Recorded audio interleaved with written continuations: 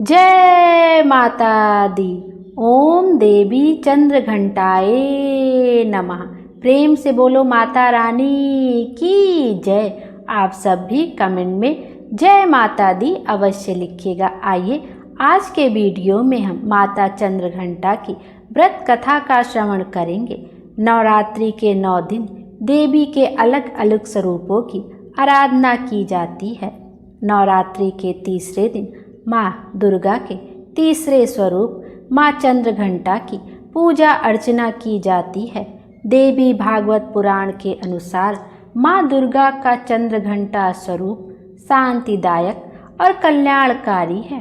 वहीं ब्रह्मा विष्णु और महेश तीनों देवताओं के मुख से जो ऊर्जा उत्पन्न हुई उससे एक देवी का प्रादुर्भाव हुआ जिनका नाम चंद्र घंटा पड़ा।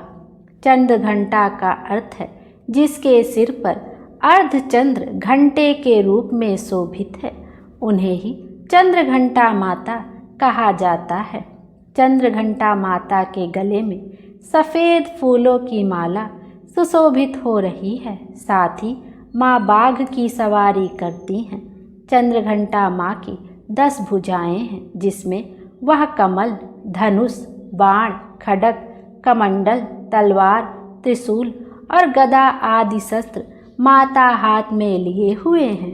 माँ चंद्र घंटा को स्वर की देवी भी कहा जाता है। सिंह पर सवार माँ असुरों और दुष्टों को दूर करती हैं। मान्यता है कि घर में माँ चंद्र घंटा के आगमन से सुख शांति का संचार होता है। आइए अब माँ चंद्र घंटा की व्रत कथा का भी श्रवण करते हैं। माँ चंद्र घंटा का बीज मंत्र है एम श्री शक्तये नमः, एम श्रीम शक्तये नमः। और माँ का नवार्ण मंत्र है ओम एम हीम क्लीम चामुंडाय विच्चै, ओम एम हीम क्लीम चामुंडाय विच्चै। इस मंत्र का 11, 21, 51, 108 या अपनी क्षमता अनुसार आप जितने बार चाहें नाम का जप कर सकते हैं। और माँ के अब चंद्र घंटा माँ के आवाहन के मंत्र को भी जानते हैं। ओम देवी चंद्र घंटाए नमः, यह माँ का आवाहन मंत्र है। अब आइए माता चंद्र घंटा को बारंबार प्रणाम करते हुए, उनके चरणों में प्रणाम करते हुए हम कथा की ओर चलते हैं और उनकी इस अद्भुत कथा का श्रवण करते हैं। पौराणिक कथा के अनुसार माता दुर्गा ने माँ चंद्र घंटा का अवतार तब लिया था जब दैत्यों का आतंक बढ़ने लगा था। प्राचीन काल में देवताओं और असुरों में पूरे 100 वर्षों तक घोर युद्ध हुआ था। उनमें असुरों का स्वामी महिषासुर था और देवराज इंद्र देवताओं के नायक थे। इस युद्ध में देवताओं की सेना परास्त हो गई थी और इस प्रकार संपूर्ण देवताओं को जीतकर महिषासुर इंद्र बन बैठा था। युद्ध के पश्चात हारे हुए देवता प्रजापति श्री ब्रह्मा को साथ लेकर उस स्थान पर पहुँचे जहाँ पर कि भगवान शंकर विराजमान थे। देवताओं ने अपनी हार का सारा वृतांत भगवान श्री विष्णु और शंकर जी से कह सुनाया। वह कहने लगे, हे प्रभु, महिषासुर सूर्य, इंद्र, अग्नि, वायु, चंद्रमा, यम, वरुण तथा अन्य देवताओं के सब अधिकार छीनकर सबका अधिष्ठाता स्वयं बन बैठा है। उसने समस्त देवताओं को स्वर्ग से निकाल दिया है। वह मनुष्यों की तरह पृथ्वी पर विचर रहे हैं। दैत्यों की सारी करतूत हमने आपको सुना दी है और आपकी शरण में इसलिए आए हैं कि आप उनके वध का कोई उपाय सोचें। देवताओं की बातें सुनकर भगवान श्री विष्णु और शंकर जी को दैत्यों पर बड़ा क्रोध आया। उनकी भौहें तन गई और आंखें लाल हो गई। गुस्से में भरे हुए भगवान विष्णु के मुख से बड़ा भारी तेज निकला और उसी प्रकार का तेज भगवान शंकर, ब्रह्मा और इंद्र आदि दूसरे देवताओं के मुख से प्रकट हुआ। फिर वह सारा तेज एक में मिल गया और तेज का वह पुंज ऐसा दिखता था जैसे कि जजल्यमान पर्वत हो। देवताओं ने देखा कि उस पर्वत की ज्वाला चारों ओर फैली हुई थी और देवताओं के शरीर से प्रकट हुए तेज की किसी अन्य तेज से तुलना नहीं हो सकती थी। एक स्थान पर इकट्ठा होने पर वह तेज एक देवी के रूप में परिवर्तित हो गया और अपने प्रकाश से तीनों लोकों में व्याप्त जान पड़ा। वह भगवान शंकर का तेज था। उससे देवी का मुख प्रकट हुआ। यमराज के तेज से उसके सिर के बाल बने। भगवान श्री विष्णु की तेज से उसकी भुजाएं बनी। चंद्रमा के तेज से दोनों स्तन और इंद्र के तेज से जंघा और पिंडली तथा पृथ्वी के तेज से नितंब भाग बना। ब्रह्मा के तेज से दोनों चरण और सूर्य के तेज से उनकी अंगुलियां पैदा हुई और वसुओं के तेज से हाथों की अंगुलियां एवं कुबेर के तेज से नासिका बनी। प्रजापति के तेज से उसके दांत और अग्नि के तेज से उसके नेत्र बने। संध्या के तेज से उसकी भौवें और वायु के तेज से उसके कान प्रकट हुए थे। इस प्रकार उस देवी का प्रादुर्भाव हुआ था। महिषासुर से पराजित देवता उस देवी को देखकर अत्यंत प्रसन्न हुए। भगवान शंकर ने अपने त्रिशूल में से एक त्रिशूल निकालकर उस देवी को दिया और भगवान विष्णु ने अपने चक्र में से एक चक्र निकालकर उस देवी को दिया। वरुण ने अपने चक्र में से एक चक्र निकालकर उस देवी को दिया। वरुण ने देवी को शंख भेंट किया। अग्नि ने उसे शक्ति दी। वायु ने उसे धनुष और बाण दिए। सहस्त्र नेत्रों वाले श्री देवराज इंद्र ने उसे अपने वज्र से उत्पन्न करके वज्र दिया और ऐरावत हाथी का एक घंटा उतारकर देवी को भेंट किया। यमराज ने उसे काल दंड में से एक दंड दिया। वरुण ने उसे पास दिया। प्रजापति ने स्फटिक की माला दी और ब्रह्मा जी ने उसे कमंडलू दिया। सूर्य ने देवी के समस्त रोमों में अपनी किरणों का तेज भर दिया। काल ने उसे चमकती हुई ढाल और तलवार दी तथा उज्ज्वल हार और दिव्य वस्त्र उसे भेंट किए और इनके साथ ही उसने दिव्य चूड़ामणि दी। 2 कुंडल कंकड़, उज्ज्वल अर्धचंद्र, बाहों के लिए बाजूबंद, चरणों के लिए नुपुर, गले के लिए सुंदर हसली और अंगुलियों के लिए रत्नों की बनी हुई अंगूठियां उसे दी। विश्वकर्मा ने उनको फरसा दिया और उसके साथ ही कई प्रकार के अस्त्र और अभेद कवच दिए और इसके अतिरिक्त उसने कभी न कुम्हलाने वाले सुंदर कमलों की मालाएं भेंट की। समुद्र ने सुंदर कमल का फूल भेंट किया। हिमालय ने सवारी के लिए सिंह और तरह तरह के रत्न देवी को भेंट किए।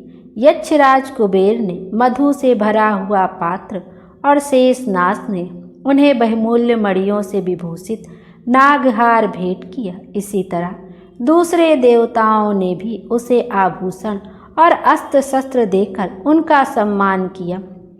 इसके पश्चात देवी ने उच्च स्वर से गर्जना की।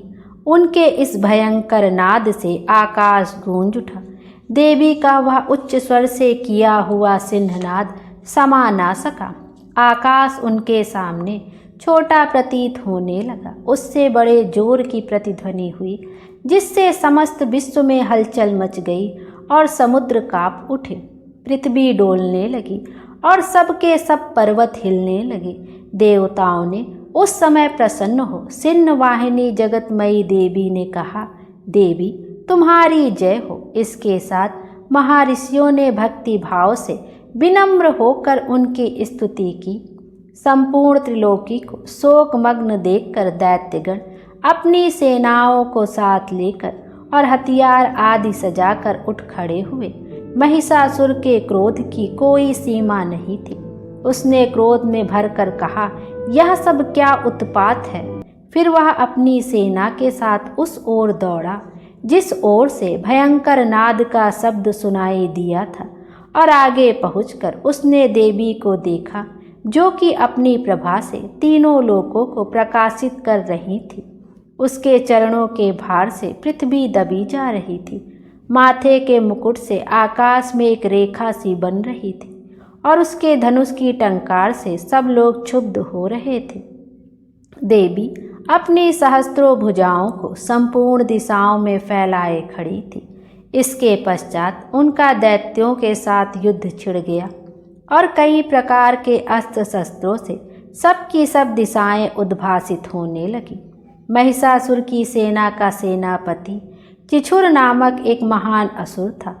वह आगे बढ़कर देवी के साथ युद्ध करने लगा और दूसरे दैत्यों की चतुरंगणी सेना साथ लेकर चामर भी लड़ने लगा और 60,000 महारथियों को साथ लेकर उदग्र नामक महादैत्य आकर युद्ध करने लगा और महाहनु नामक असुर 1 करोड़ रथियों को साथ लेकर असिलोमा नामक असुर 5 करोड़ सैनिकों को साथ लेकर युद्ध करने लगा।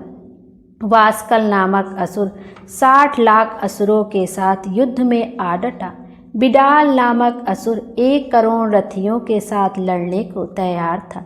इन सब के अतिरिक्त और भी हजारों असुर हाथी और घोड़ा साथ लेकर लड़ने लगे और इन सब के पश्चात महिषासुर करोड़ों रथों, हाथियों और घोड़ों सहित वहां आकर देवी के साथ लड़ने लगा।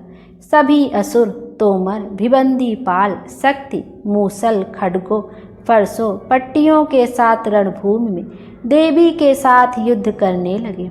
कई शक्तियां फेंकने लगे और कोई अन्य शस्त्र आदि। इसके पश्चात सब के सब दैत्य अपनी अपनी तलवारें हाथों में लेकर देवी की ओर दौड़े और उसे मार डालने का उद्योग करने लगे। मगर देवी ने क्रोध में भरकर खेल ही खेल में उन सब के अस्त्रों शस्त्रों को काट दिया। इसके पश्चात ऋषियों और देवताओं ने देवी की स्तुति आरंभ कर दी और वह प्रसन्न होकर असुरों के शरीरों पर अस्त्र शस्त्रों की वर्षा करती रही। देवी का वाहन भी क्रोध में भरकर दैत्य सेना में इस प्रकार विचरने लगा जैसे कि वन में दावानल फैल रहा हो। युद्ध करती हुई देवी ने क्रोध में भर जितने श्वासों को छोड़ा वह तुरंत ही सैकड़ों हजारों गढ़ों के रूप में परिवर्तित हो गए। फरसे, भिबंदी पाल, खड्ग तथा पट्टिस इत्यादि अस्त्रों के साथ दैत्यों से युद्ध करने लगे। देवी की शक्ति से बढ़े हुए वह गढ़ दैत्यों का नाश करते हुए ढोल, शंख व मृदंग आदि बजा रहे थे। तदंतर देवी ने त्रिशूल, गदा, शक्ति, खड्ग इत्यादि से सहस्त्रों असुरों को मार डाला। कितनों को घंटे की भयंकर आवाज से ही यमलोक पहुंचा दिया। कितने ही असुरों को उसने पास में बांधकर पृथ्वी पर धर घसीटा। कितनों को अपनी तलवार से टुकड़े टुकड़े कर दिए और कितनों को गदा की चोट से धरती पर सुला दिया। कई दैत्य मूसल की मार से घायल होकर रक्त वमन करने लगे और कई सूल से छाती फट जाने के कारण पृथ्वी पर लेट गए और कितनों की बाण वर्षा से कमर टूट गई। देवताओं को पीड़ा देने वाले दैत्य कट कट कर मरने लगे। कितनों की बाहें अलग हो गई, कितनों की ग्रीवाएं कट गई, कितनों के सिर कट दूर भूमि पर लुढ़क गए, कितनों के शरीर बीच में से कट गए और कितनों की जंघाएं कट गई और वह पृथ्वी पर गिर पड़े। कितने के ही सिरों व पैरों के कटने पर भी भूमि पर से उठ खड़े हुए और शस्त्र हाथ में लेकर देवी से लड़ने लगे और कई दैत्यगण भूमि में बाजों की ध्वनि के साथ नाच रहे थे।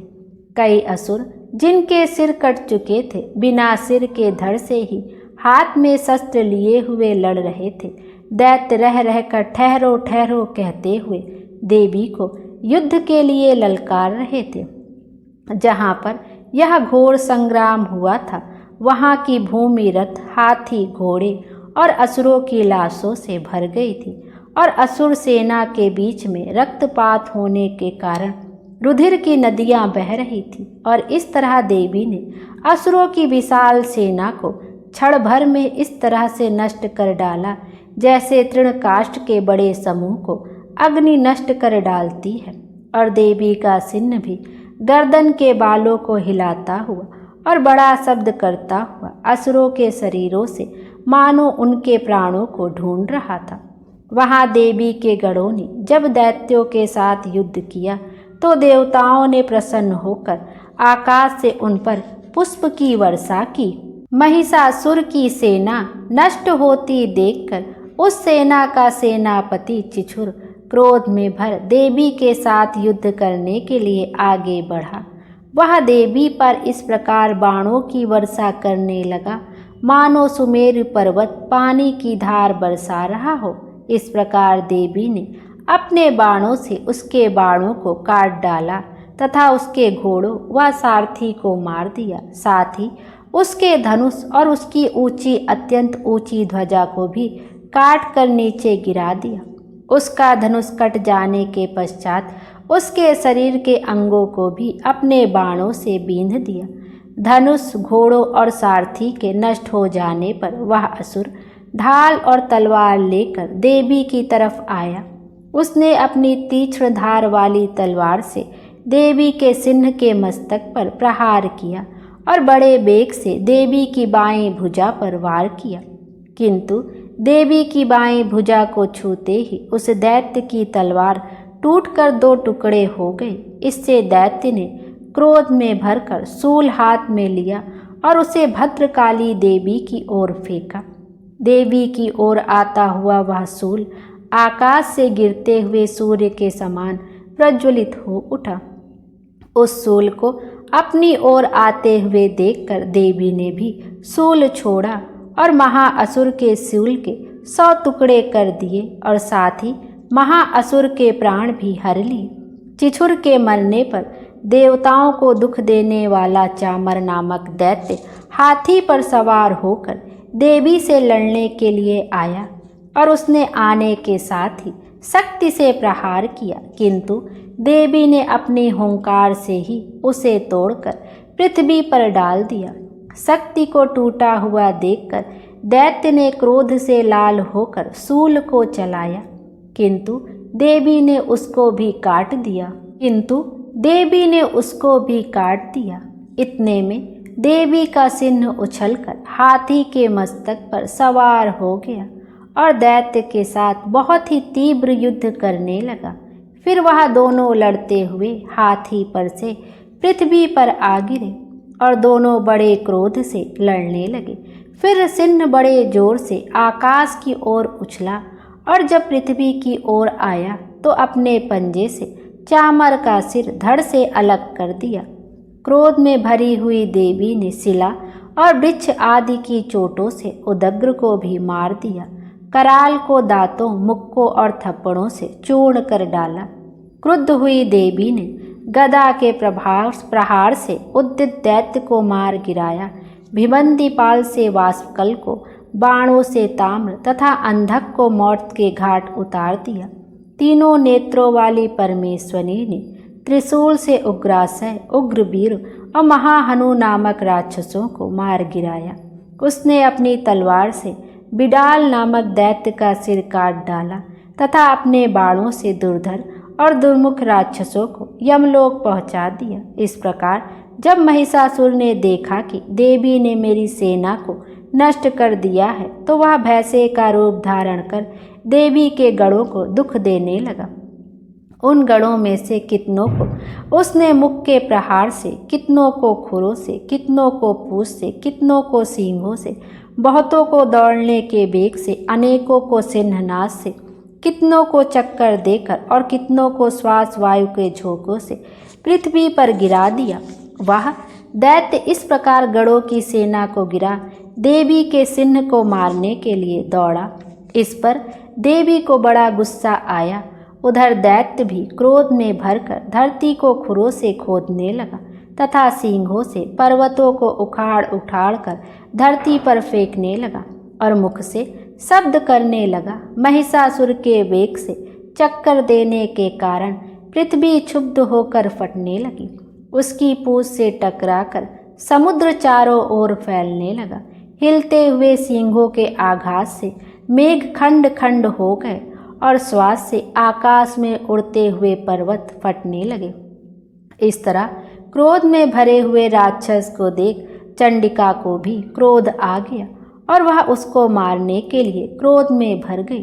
देवी ने पास फेंक कर दैत्य को बांध लिया और उसने बंध जाने पर दैत्य का रूप त्याग दिया और सिंह का रूप बना लिया। और ज्यों ही देवी उसका सिर काटने के लिए तैयार हुई, उसने पुरुष का रूप बना लिया जो कि हाथ में तलवार लिए हुए था। देवी ने तुरंत ही अपने बाणों के साथ उस पुरुष को उसकी तलवार ढाल सहित बींध डाला। इसके पश्चात वह हाथी के रूप में दिखाई देने लगा और अपनी लंबी सूंड से देवी के सिंह को खींचने लगा और गर्जने लगा। देवी ने अपनी तलवार से उसकी सूंड काट डाली। तब राक्षस ने एक बार फिर भैंसे का रूप धारण कर लिया और पहले की तरह चर अचर जीवों सहित समस्त त्रिलोकी को व्याकुल करने लगा। इसके पश्चात क्रोध में भरी हुई देवी बारंबार उत्तम मधु का पान करने लगी और लाल लाल नेत्र करके हंसने लगी। उधर बलबीर तथा मद से क्रुद्ध हुआ दैत्य भी गरजने लगा। अपने सींगों से देवी पर पर्वतों को फेंकने लगा।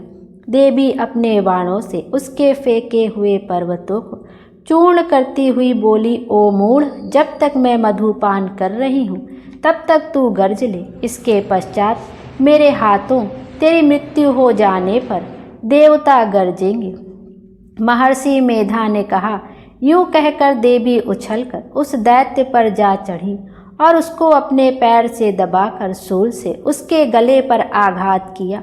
देवी के पैर से दबने पर भी दैत्य अपने दूसरे रूप से अपने मुख से बाहर होने लगा। अभी वह आधा ही बाहर निकला था कि देवी ने अपने प्रभाव से उसे रोक दिया।